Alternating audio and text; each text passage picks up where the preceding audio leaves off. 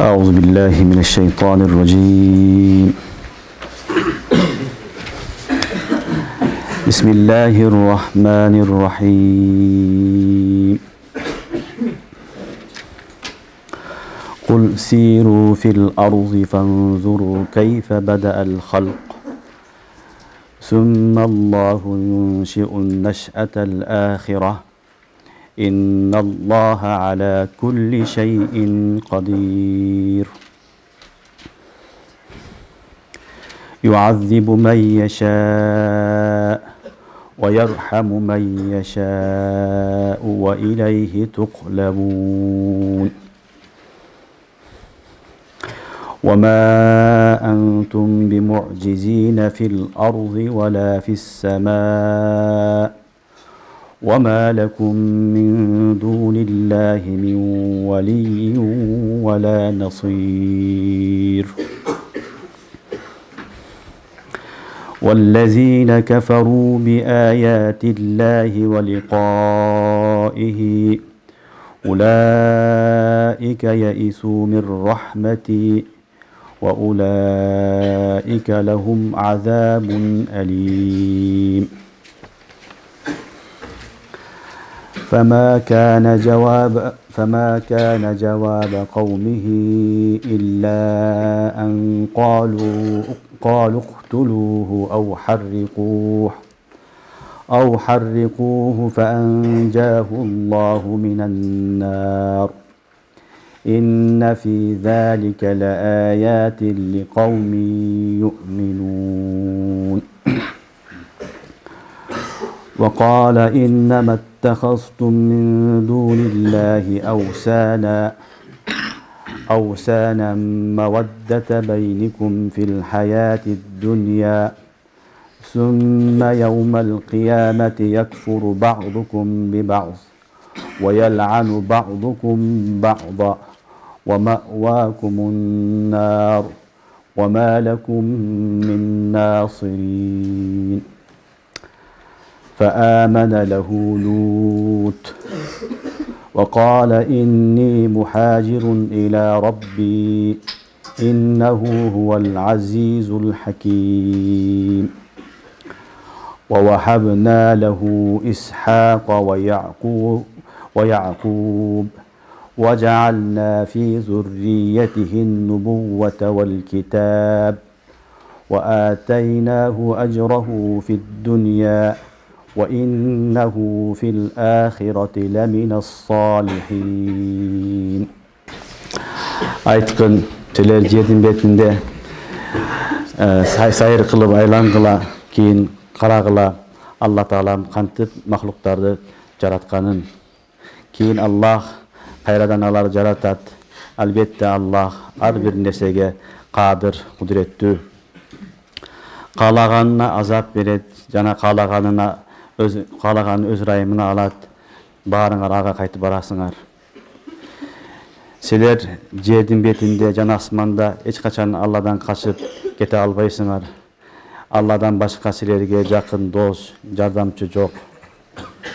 Жана биздин аяттарды ишенбегендер, бизге жолукканга ишенбегендер, мына ушулар менин рахматымдан үмүт үзүштү. Мына ушулар үчүн жан чыдагыс азап бар. Коомунун жообу аны өлтүргүлө же күйгүзгүлө Алла Таала аны оттон куткарды.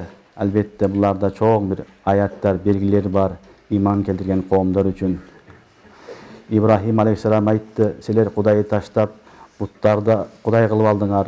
Өз ара жакшы көрүп буттарды бул дүйнөдө.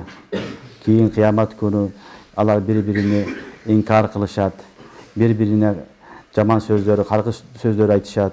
Алардын бара турган жери тозок. Жана силерге эч бир жардам берүүчү жок. İbrahim'e iman keltirdi Lut. İbrahim aleyhisselam aytdı, men Rabbim üçün hicrat kıldım. Albette al, güçlü jana danışman. Biz berdik İbrahim'ge İshak'tı, andan keyin Yakup'tu. Jana anın urpaklarına paygambarlık menen kitepleri berdik. Jana bul dünyada dagı naga sıylığını berdik. Albette al ahirette salih insanlardan. Бұл Анкабут сүресінің 20 аятынан тартып 27 аятқа чейинки 7 аят.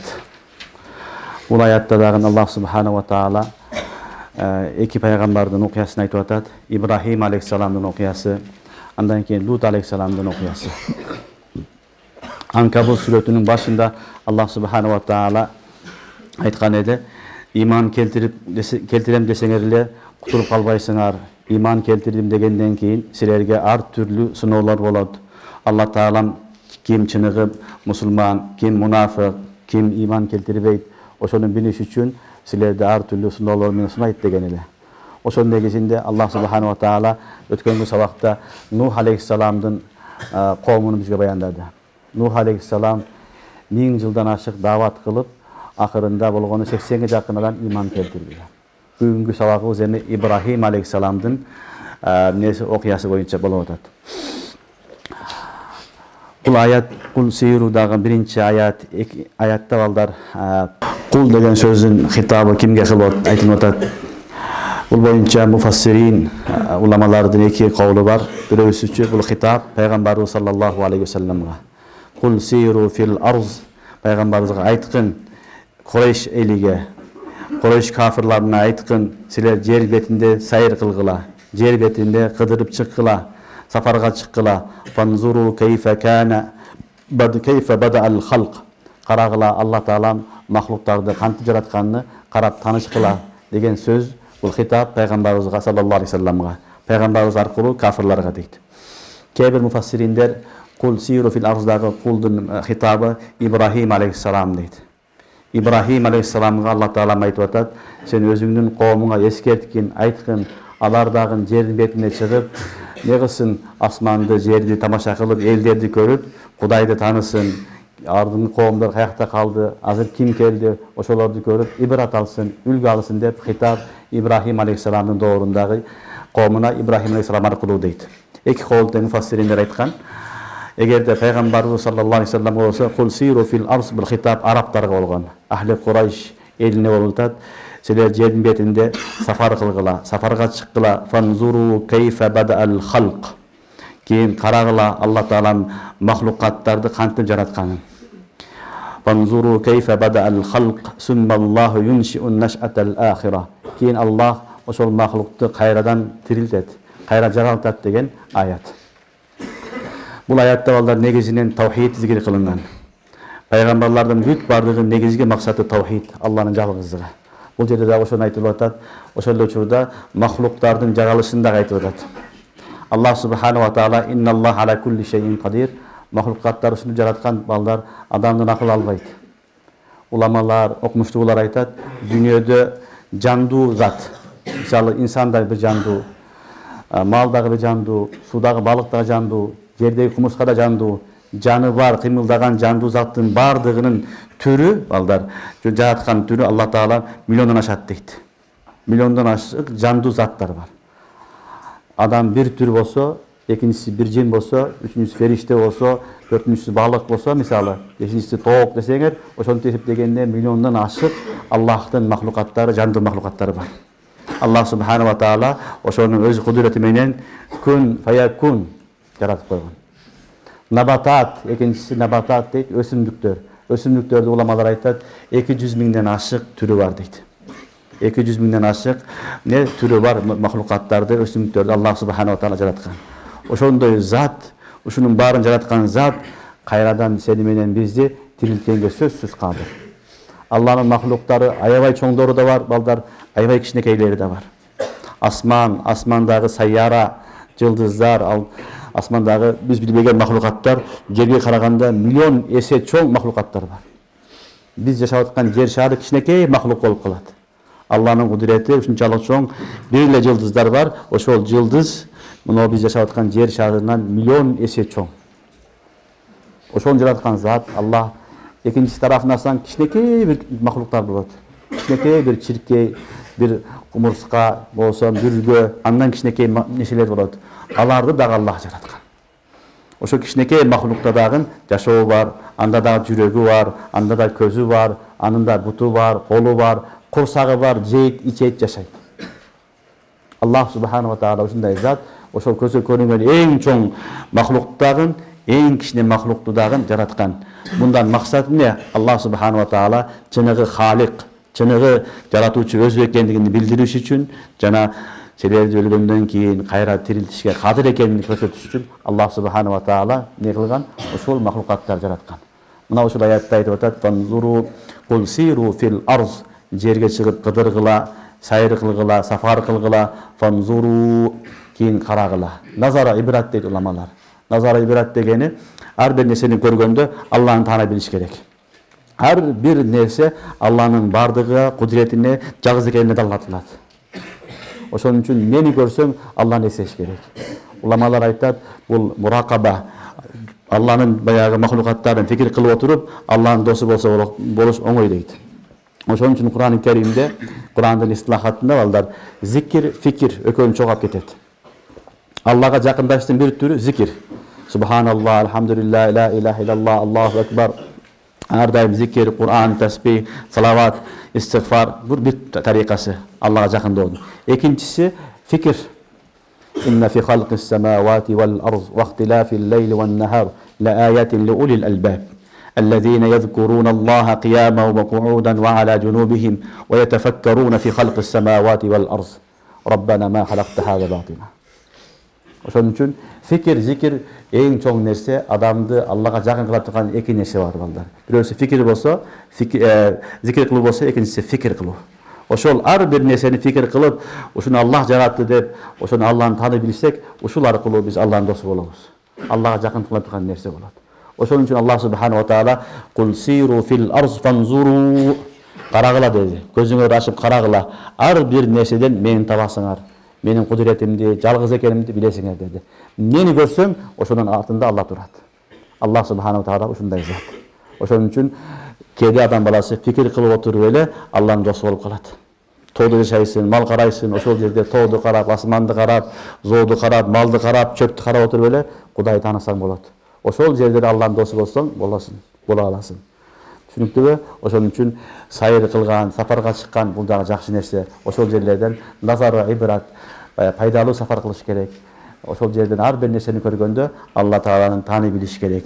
Бул чоң бир неамат. Ар бир нерсени көргөндө Алла жаратты, Алланын махлугу, бул кандай экен деп фикир кылып суктансаң, Аллах субханаху ва таала иманыңды бекем кылат, ошончолук өзүң дагы Аллага жакындайсың.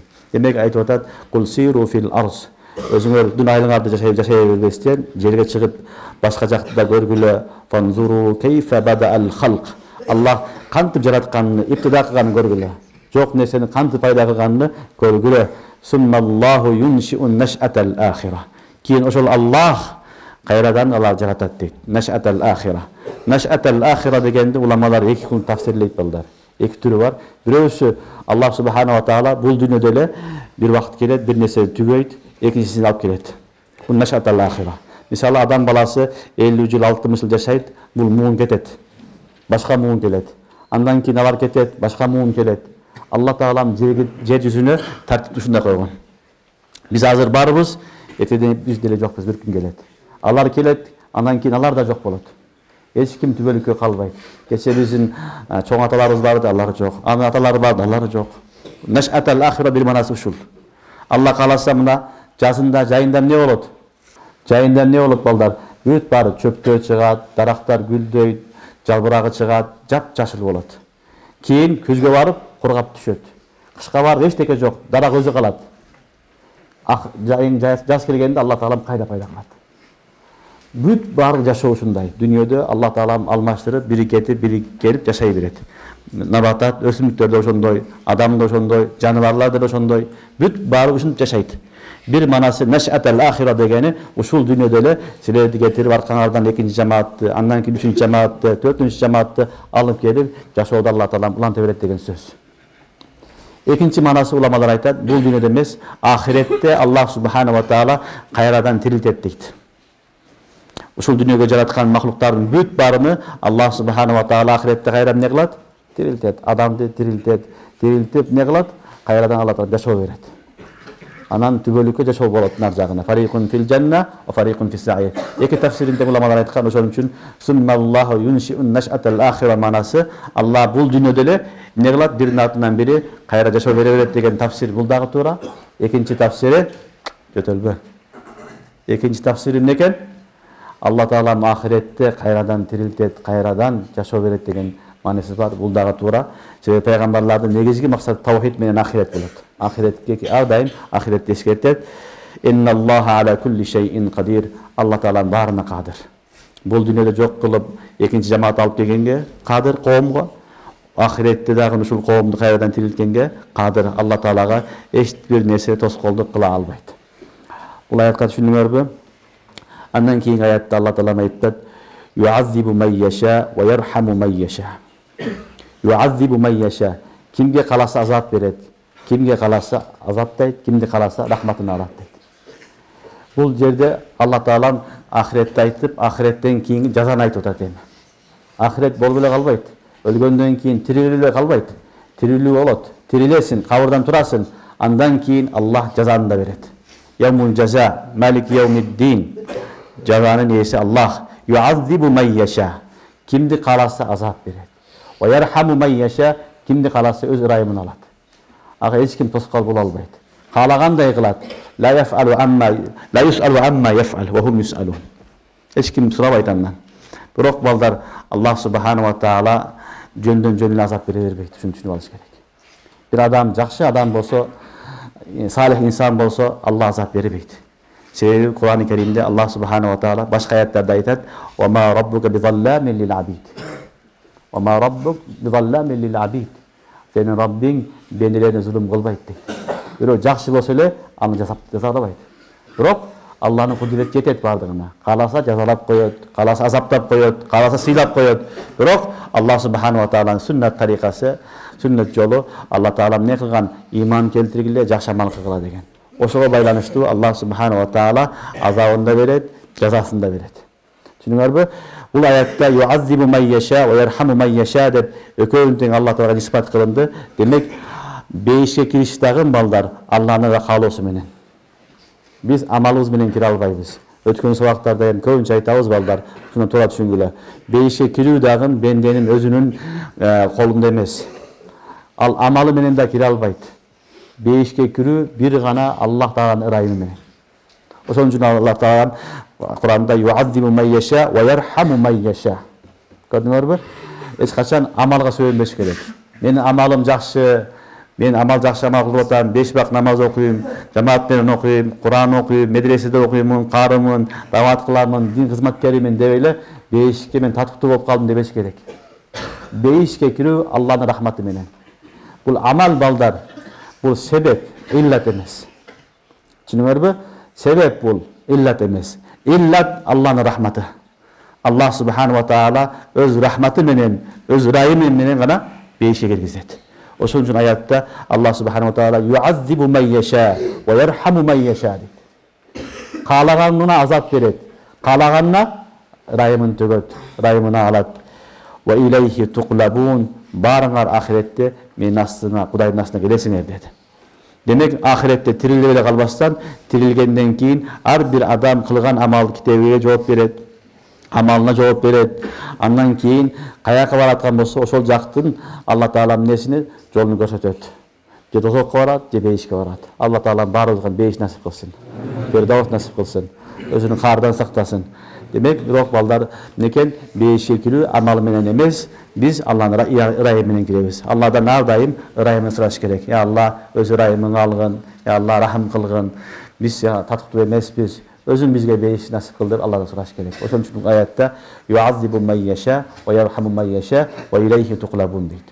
Андан кийинки аят: "Ва ма антум бимуъжизина фил арзи ва ла фис сама." Силер эч качан Алладан качып кете албайсыңар дейт. Жерде дагы, асманда дагы. "Ва ма лакум мин дуниллахи ми валийю ва ла насир." Силерге Алладан башка жакын дос, жардамчы жок дейт. Бул балдар ахиретте Алла Таалам таакиттеп кайра айтып атат. Бул дүйнөдө бир адам бир кылмыш иш кылса, ал качып кетиши мүмкүн. Мисалы, мамлекеттен чыгып кетиши мүмкүн. Кыргызстан мамлекетинен чыгып, башка кетип калды. Мамлекет күч жетпей калды, ажиз болуп калды. де учуп кетиши мүмкүн башка жака. Туурабы? Алла Таала айтып атат: "Ва ма антум бимуъжизина фил арди ва ла фис сама." Силер Кудайдан качып кутула албайсыңар дейт. Жердин астына кирип кете албайсыңар, асманга учуп кете албайсыңар.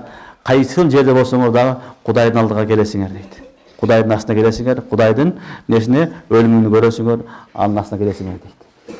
Дүйнөдө качып кутулушуң мүмкүн, пара берип кутулушуң мүмкүн, тааныш билиш кылып кутулуп кетишиң мүмкүн. Жазаңды көрбөстөн. Бирок ахиретте андай эмес. Ал жерде эч ким качып кутула албайт.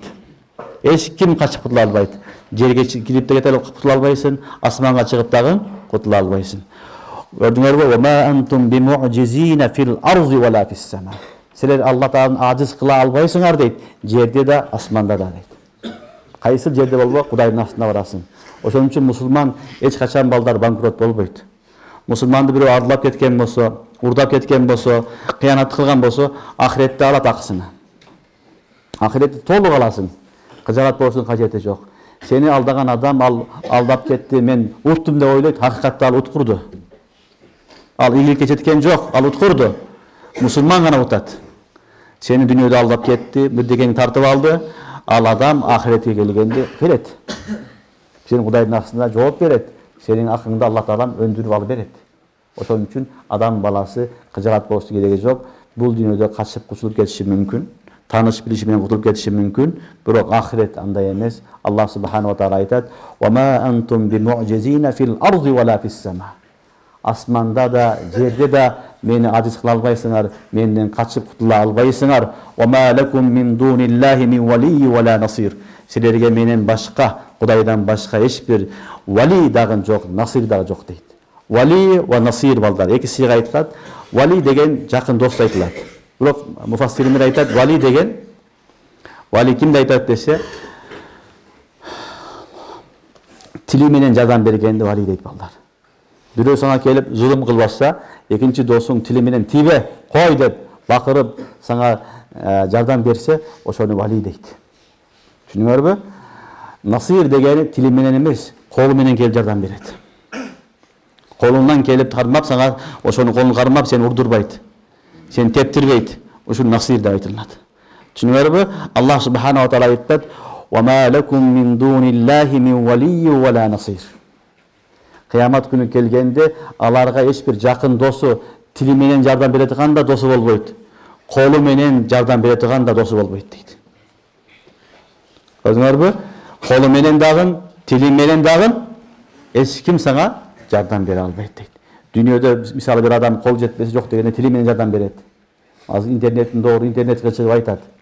Тили менен сайрайт, жардам кылайын деп. Туурабы? Ага жардам берейин, актайын деп. Бирок ал жерде тили менен дагы, колу менен дагы, күчү менен дагы жардам бере турган эч ким жок дейт. Биринчиден качып кутула албайсың, асманда Кудайдыкы, жерде Кудайдыкы, кайсыл жерге барсаң Кудайдын колунун астындасың. Экинчиси, эч бир жардамчың жок. Тили менен жардам бере турган да жок, колу менен, күчү менен жардам берген дагы эч ким жок. Себеби Аллах айтып атат: "Ва ма лакум мин дуниллах мин валийи ва ла насир." Аларга Кудайдан башка колу менен, тили менен жардам бере турган эч бир жардамчы жок. Демек, бул кыямат акыйкат балдар. Ошон үчүн ар ким өзү кылган амалынын жазасын көрөт. Жакшы болсо, жакшысын көрөт, жаман болсо, анын жазасын көрөт. Алла Таалам баары сактасын. Негизги максат мусулмандын ахиретке даярдык көрүү. Негизги нерсе ушул. Жашоо кете берет, жашоо менен чогуу, тирүү жанбыз, ахиретти көздөп кете беребиз. Эрте менен турабыз, кечке чейин иштейбиз, бирок негизги максат бетте ахирет болуш керек. Болду. Кудайдын астына барам, качып кете албаймын, колуна түшөмүн, өлүм хак, эртең жооп берем деген фикри менен жүргөн адам ал утат. Ушул адам Аллахтын досу болот. Ар дайым өлүмдү эстеген адам Аллахтын досу болот. Түшүнүңөрбү? Мына ушул аятта Алла Таала айтат: "Ва ма антум бимуъжизина фил арди ва ла фис сама." Силер асмандарга качып, жерге качып кирип, Алладан кутула албайсыңар качып. "Ва ма лакум мин дуниллахи мин валийи ва ла насир." Силерге Кудайдан башка эч бир тили менен, колу менен жардам бере турган махлук жок. "Валлазина кафару би аятиллахи ва лиқаихи улаика яису мин рахмати ва улаика лахум азабун алим." Кийинки аятта Аллах айтып атат: "Валлазина кафару би аятиллах." Биздин аяттарды инкар кылгандар, биздин аяттарга кафир болгондор, ва лиқаи, мага жолугууду инкар кылгандар, Аллага жолукпаймын дегендер, улаика яису мир рахмати, мына ушулар менин рахматымдан үмүтүн үздү дейт. Улаика лахум азабун алим, аларга өтө каттуу азап болот дейт. Демек, кафару би аятилла деген сөз балдар, Алланын аяттары дегени Кур'ан-ы Карим болушу мүмкүн. Кур'ан-ы Карим, китептер Алланын, ошолорду инкар кылган адамдар деген манасы бар. Бир манасы. Экинчиси мутлак эле аят. Ар бир нерсе Алланын бардыгына далилат кылат. Асман, жер, суу, таш, ушуларды көрүп деле Кудайды тааныбаган болсо, ал да ошого кирет. Түшүнүңөрбү? Куранды инкар кылгабы? Же болсо Алланын махлукаттарын көрүп Кудайды тааныбайбы? Экөө тең. Валиқаи, ахиретте Кудайдын астына барам деген фикри жок болсо, улаика яису мир рахмати, мына ушулар менин рахматымдан үмүттөрүн үздү дейт. Мына ушулар чынында менин рахматымдан үмүттөрүн үздү дейт. Демек балдар, яису мир рахмати дегенден билинди, биз Алланын рахматынан үмүт үзбеш керек. Алланын рахматынан үмүт үзбеш керек балдар. Ошон үчүн бир шейхтен сураган экен, ахиретке даярдык кандай деп анан аябай коркуткан бирөө коркуткан экен. Коркута бергенде айткан экен, ахиретке барганда ушул дүйнөдөгү Кудай болобу же башка Кудайды деген экен. Ахиретте Кудайдыр, ушул дүйнөдө Кудай десе, Алла Таалам бул дүйнөдө мени күнөөлөрүмдү жашырып, жакшы мамиле кылып келди, ахиретте дагы мага жакшы мамиле кылат деген экен. Ошого балдар, ал-иман байнал хауф ва ража деп хадисте келет. Иман үмүт менен коркуунун ортосунда. Бирок адам баласы карыган тайган сайын уламалар айтат, ража көп болсун дейт. Ража галып болсун дейт. Ража деген үмүт галып болуш керек. Я Алла, рахматыңы ал, рахматыңы ал, рахматыңы ал деген сөз көп болуш керек. Карыган сайын, кабырга жакындаган сайын коркуу көбөйсө, балдар шайтан үмүтсүз кылат. 70 жыл, 80 жыл сен күнөө иш менен өткөздүң, арак ичтиң, зына кылдың, урурлук кылдың, жаман иштерди кылдың, Кудай эми сени кечирбейт дейт. Ошентип ал барып акыры аны эмне кылат? Алланын рахматтан алыстатат. Имансыз кеткенге себеп болот. Ошон үчүн уламалар, сулахалар, авлиялар айтат, адам баласы Алланын рахматын ахиретке жакындаганда, рахматыны, Алланын мээримини, баягы үмүтүнү көбөйтсүн дейт. Аллага болгон үмүтү көбөйтсүн дейт. Я Алла, мен күнөөкөрмүн, бирок сенин рахматың кеңири.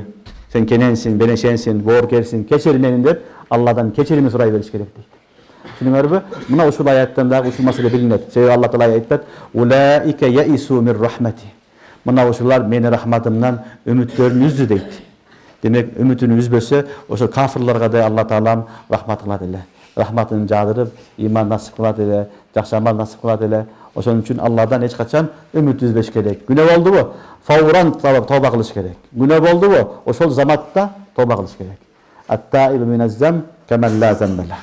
Günөөдөн тооба кылган адам күнөөсү жок сыяктуу. Ошон үчүн күнөө баарынан болот. Инсан ушундай күнөөкөр, күнөө болгон замат тооба кылыш керек. Алла субхана ва таала кечирет. Эч качан Алладан рахматты үзбеш. Жан баласы жан чыдабай турган азап болот. Андан кийинки аят Алла субхана ва таала кайра Ибрахим алейхиссаламдын окуясында келди. Кур'ан-ы Каримдин балдар тартиби бул тарых китеби эмес. Кур'ан-ы Карим тарых китеби эмес, бул бир окуяны тартиби менен айткандай. Кур'ан-ы Карим кайсы нерсенин зарылчылыгы болсо, ошону айтып келе берет. Айтып келип атыр эле башка маселеге кирип кете берет. Бир маселени айтып, ортодо бир башка мазмун баян кылып, кийин дагы ошону улантып, кийин дагы башка нерсени айтып кете берет. Алланын китеби өзгөчө ушундай. Муну уламалар айтат, өзгөчө Маулана Ашраф Али Танави рахматуллахи алейх көбүнчө айтат ушу киши. Бул Кур'ан-ы Каримдин мисалын айтат, баягы ата сыяктуу. Мушфик, бооркер ата баягы баласына бирдекени айткысы келсе, эмне кылат? Бир окуяны айтат. Айтып атып эле, ошол окуядан бир пайда болсо, баласына пайда кылып айтат, насихат кылат. Анан кайра улантат, кайра керек болсо кайра айтат, кайра эскертет. Кудду Аллах субхана ва таала ошолдой эмне кылат? Мушфик ата сыяктуу бенделерге мушфик, ошон үчүн кайра бир окуяны эмне кылат? Үзүп, кайра улантып, керектүү жерин айта берет. Түшүнүңөрбү? Кур'ан-ы Карим бул тарых китеби эмес. Ошон үчүн бул китепте баардык нерсени табабыз. Аллах Таала ахиретти эскертип, ахиретте жазаларды эскертип, эми кайра эле Ибрахим алейхиссаламдын окуясына өттү. Фама кана жаваба каумихи илля ан қалу уqtuluhu ау harriquhu фанжаху Аллаху минан нар инна фи залика лааятин лиқаумин юъминун. Bul mına uşul ayat toluğu menen İbrahim aleyhissalamdын okuyası bollar. İbrahim aleyhissalam oşol qowmuna davat kılgan balдар. Davat kılıp, qowmu iki nese menен muktala bolgon. Alardын iki nese menен oorugan oorusu bolgon. Birinchisi ekөөтөн şirk, but bolgon. Butqa sıyıngan, buttарды жасап алып, таштарды ошолорго сыйынган. Экинчиси qowmдун кээ бирлери булар жылдыздарга, айларга сыйынган. Too taşqa, aylarga sığıngan. İbrahim aleyhissalam alар менен ар дайым күрөшүп келген, алар менен күрөшүп, акыйкатты, тавхидти жеткизип келген. Кур'ан-ы Керимде көп жерде окулат бул. İbrahim aleyhissalam кыссасыны биз Суратул Анбияда окуганбыз. Суратул Анбияда дагы кенен кылып окудук.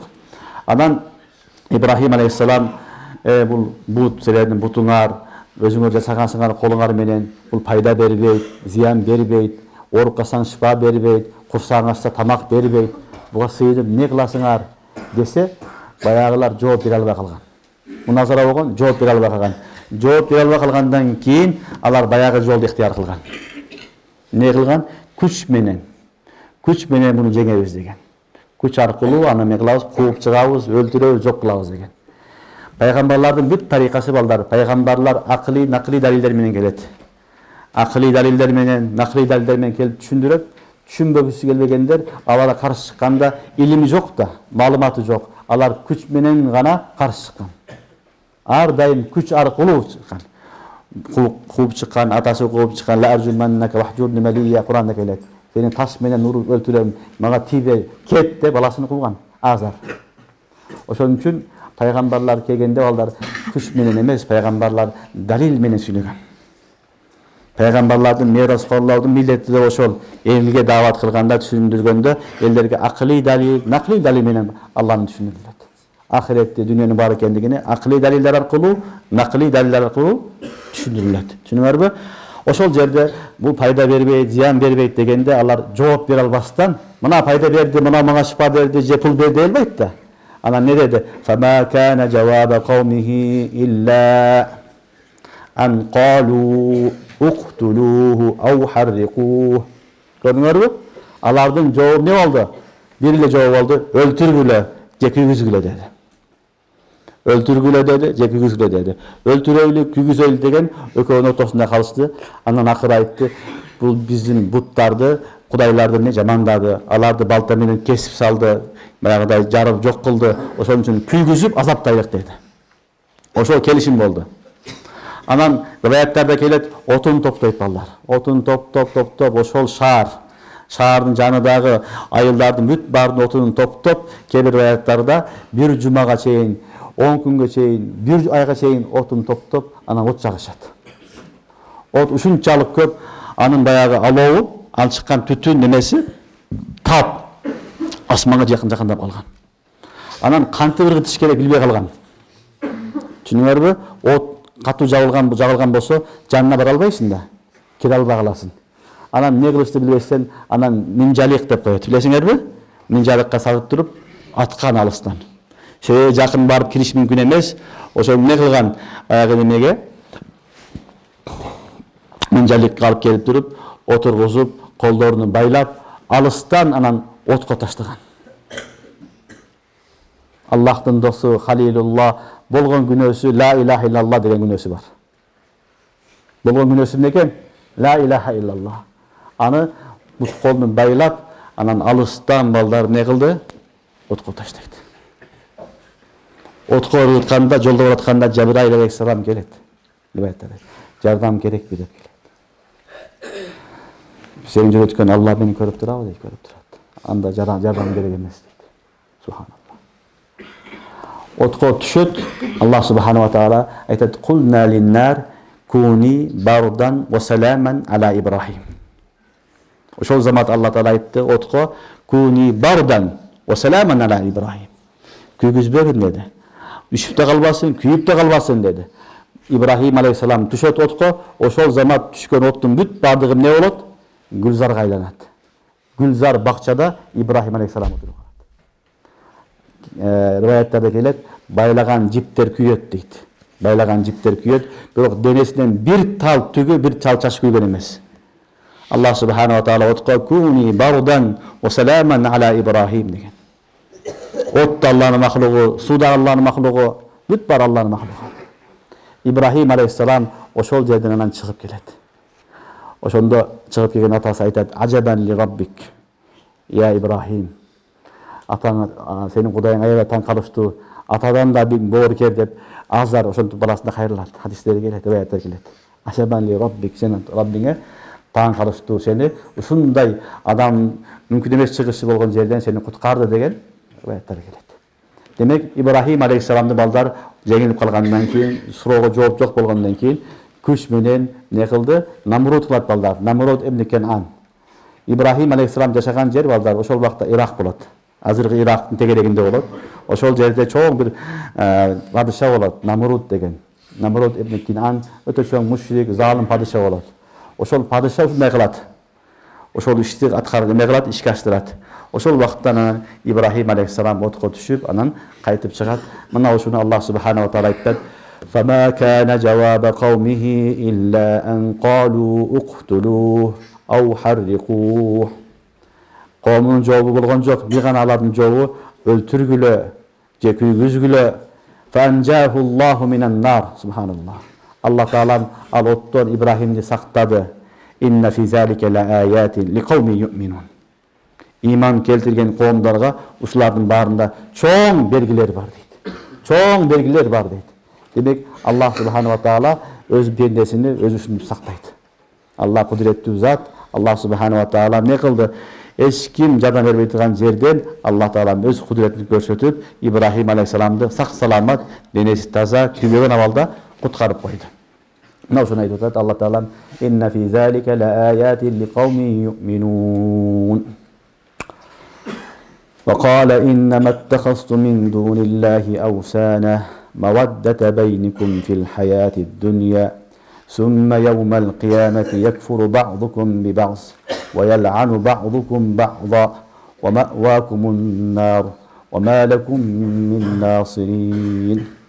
Бул сөздү Ибрахим алейхиссалам оттон чыккандан кийин айткан. Отко атка атышты, оттон Аллах таалам куткарды. Оттон чыккандан кийин коомуна мынтип кайрылды. Ва кала: "Иннама иттахазтум мин дуниллахи аусана." Ибрахим алейхиссалам айтты: Кудайды таштап сыйынган нерсеңер буттар. Аусан бут. Маваддата байникум фил хаяти дунья. Бул дүйнөдө бири-бириңерди жакшы көрүп, ушуга сыйындыңар.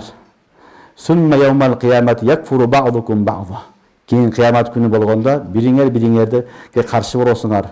Бириңер-бириңерди каргайсыңар. Ва маъвакумун нар. Барыңардын барган жериңе дозок. Ва ма лакум мин насирин. Силерге жардам берүүчү эч ким жок деп коомуна кайрылган. Түшүнүңөрбү? Бул жерде Ибрахим алейхиссалам айтат: "Ал буттар маваддата байникум фил хаяти дунья." Буттарга бул дүйнөдө бири-бириңерди жакшы көрүп сыйындыңар дейт. Буну муфассириндер балдар эки түрү тафсирин айтат. Бир тафсири бул дүйнөдө бири-бириңерди жакшы көрүп, ушул да бутка сыйынат. Менин бир тууганым, агам, иним, тайкем, тагам, кошунам деп силер дагы бутка сыйындыңар деген мааниси. Түшүнүңөрбү? Көбүнчө адам жашаган чөйрөсүнөн таасир алат. Чөйрөдө эмне болбосо, ошону кыла берет. Элден калбайын, элден бөлүнүп калбайын, элден чыгып кетпейин деп. Ошону Аллах субханаху ва таала айтып атат, бир манасы ушул: силер ошол убакытта эмне кылдыңар? Буттарды бири-бириңерге жакшы көрүп, буттарды эмне кылдыңар? Сүйүнө бердиңер. Ата бабабыз кылып келген, ушундай эле болуп келген, жашоо ушундай эле болчу эле. Биз эмне кылат элек бир Кудайды, ушуга эле сыйына беребиз деп, бири-бирине айтып, угуп, бири-биринин эмеси, чөйрөсүнүн таасиринде ушул акыбалга жетти деген сөз. Эми ошентип отуруп, не болот десе, кыямат күнү келгенде бири-бириге душман болот. Мына айтат: "Сен алып келгенсиң ушуну, сен кылгансың" дейт. Бири-бирини жамандайт, каргайт, каргыштыбаа кылат, бирок эми пайдасы жок.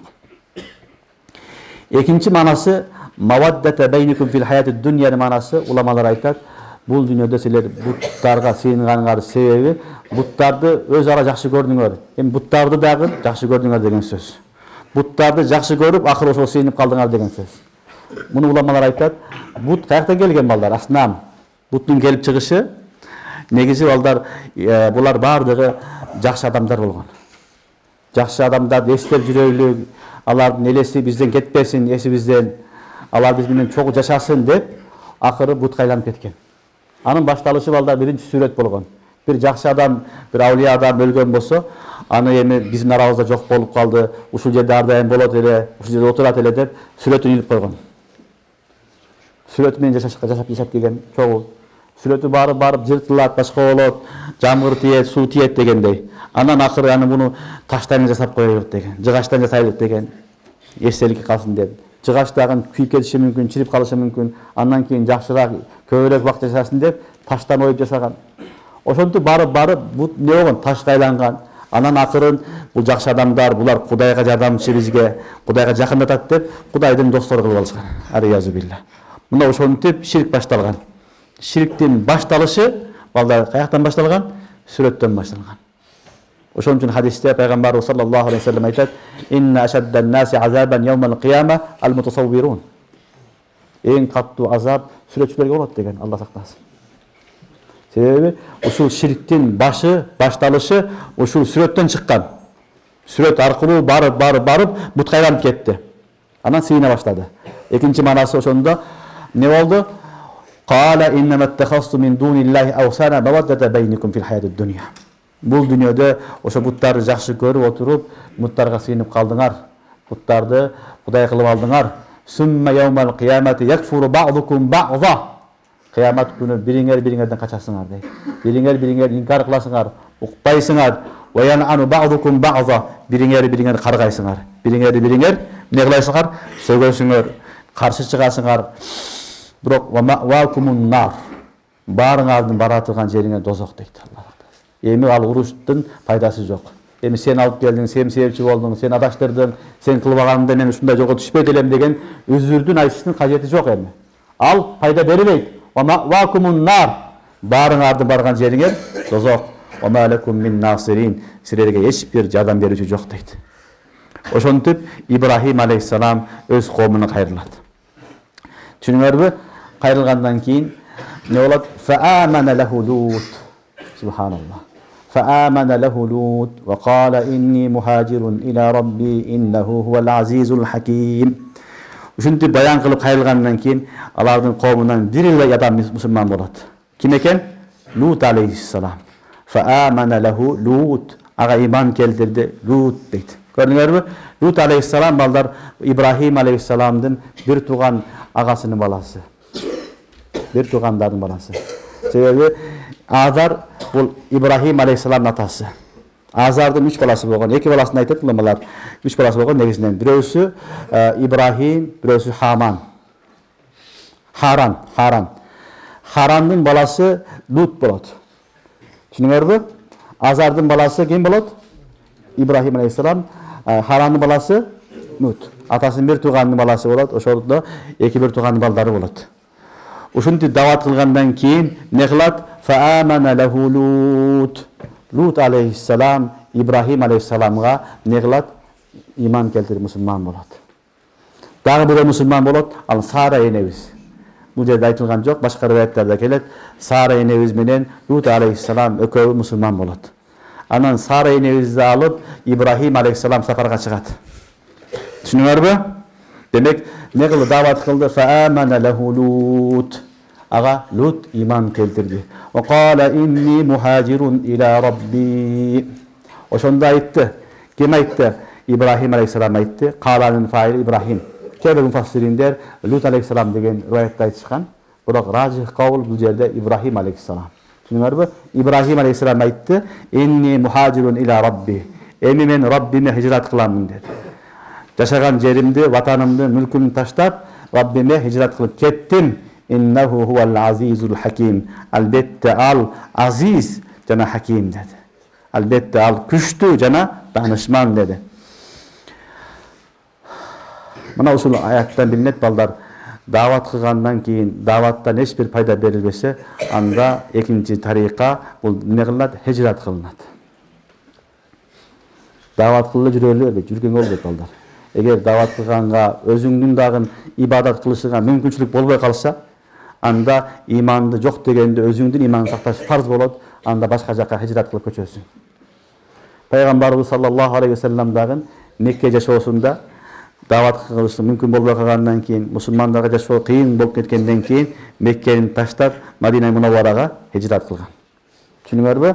Тарика ушундай. Эгерде даватың сиңбесе, пайда бербесе, анда өзүңдүн жаның сакташ үчүн, өзүңдүн иманын сакташ үчүн башка жерге хижрат кылынат. Бул азыр деле бар. Ибрахим алейхиссалам дагы мүмкүн болбой калды. Бир эле Лут имам мусулман болду алейхиссалам. Экинчиси аялы Сара энебиз, башка эч ким жок.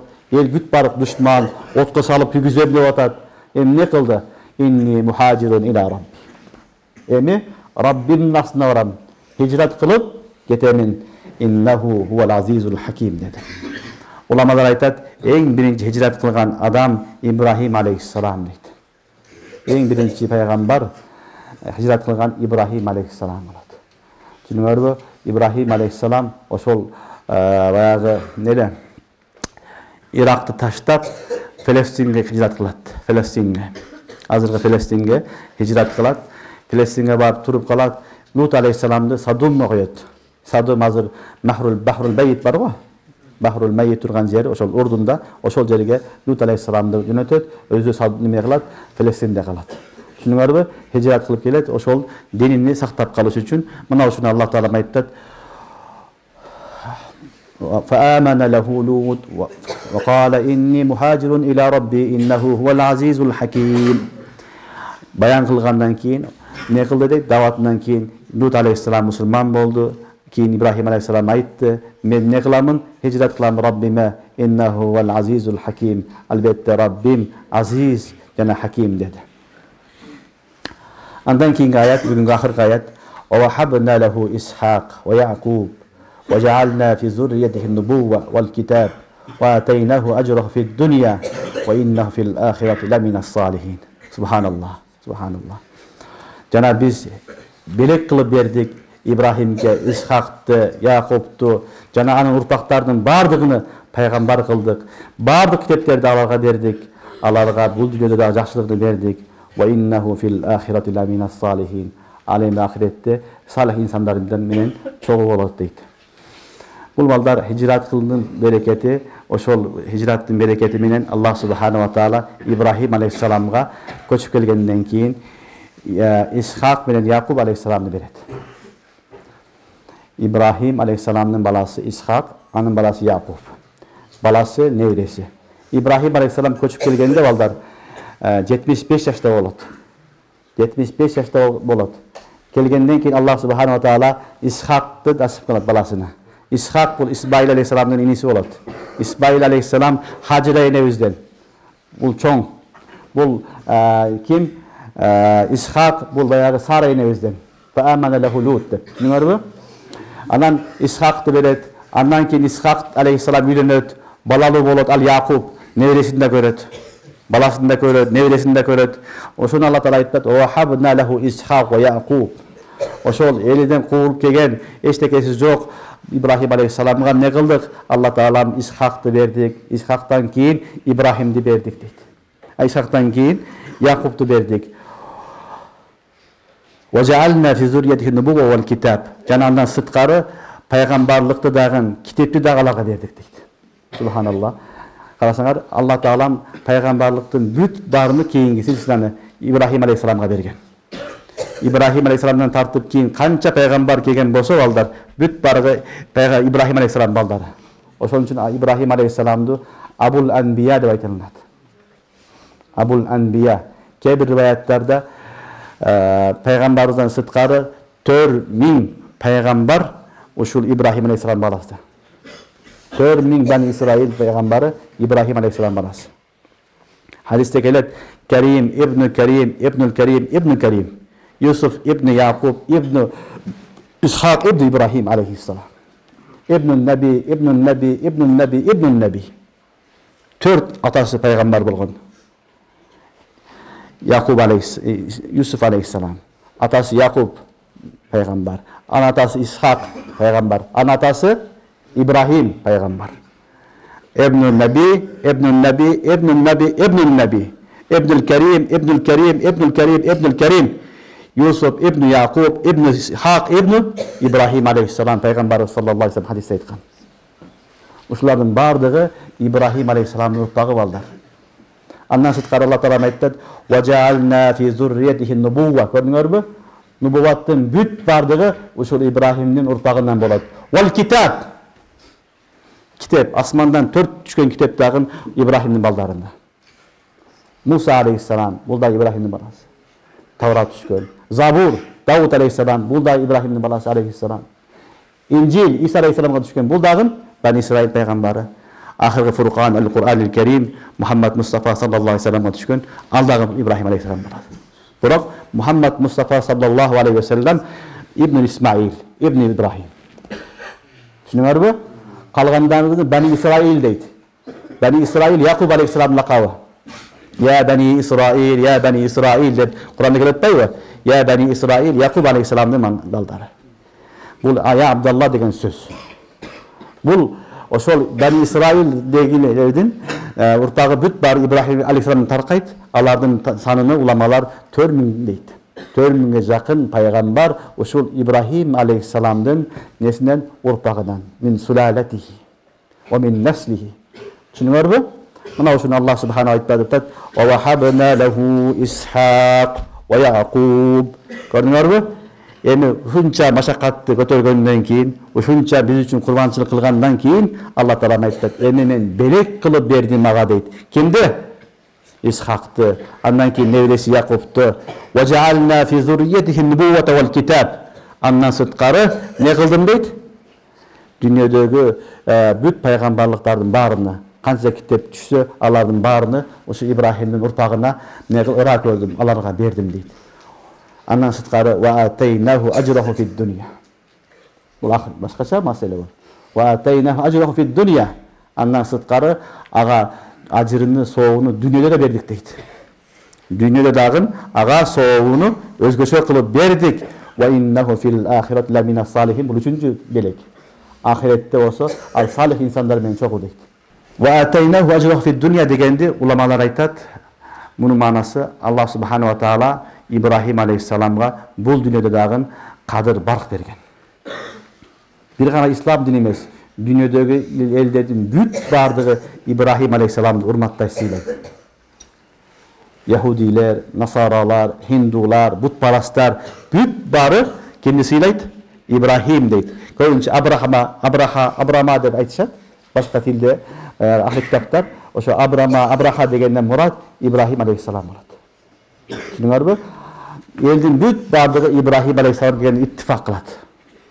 Abul Enbiya peygamberlerin barın atası bolğon üçün Hristiyan bolovu, Evrey bolovu, Musulman bolovu, butparast bolovu, kayсы dinin ökülü bolbosun İbrahim aleyhisselamды sıylap kiret bugünkü çeyin. Sıylayt, urmaktayt.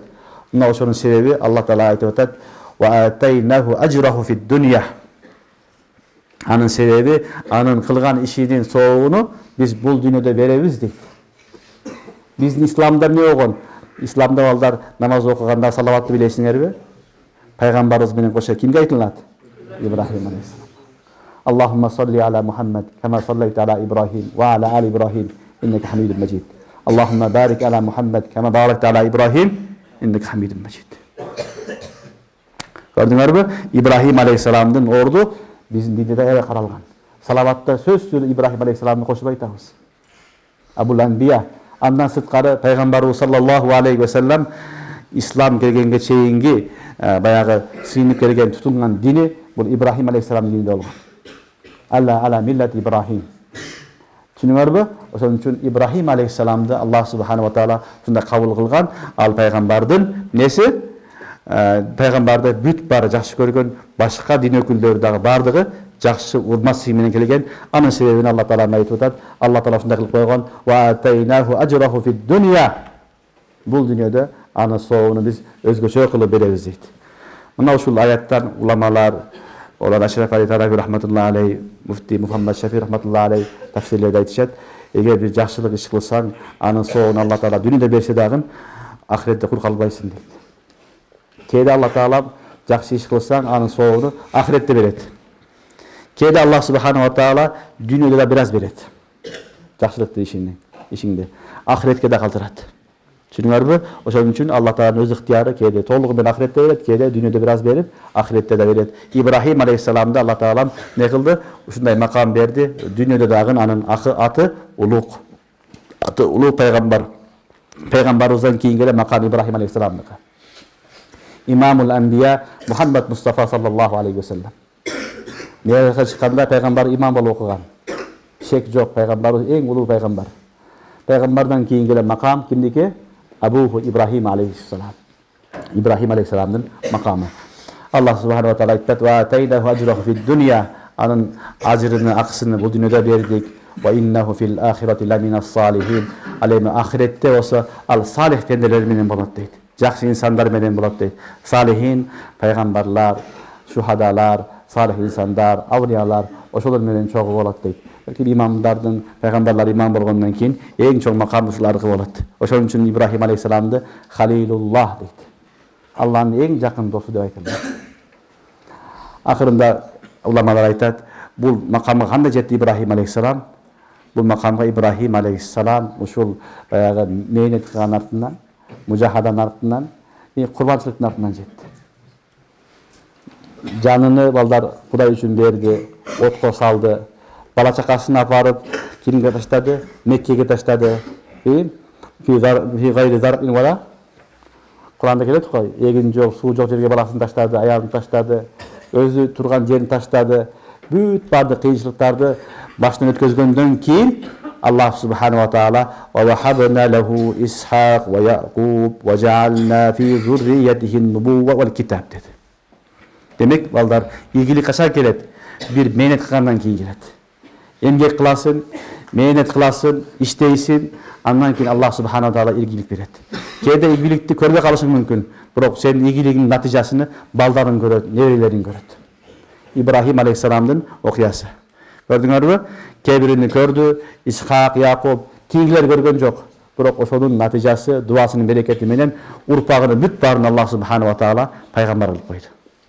Oşon üçün emgek kılış gerek, emgek kılıveriş gerek, talıklaş gerek.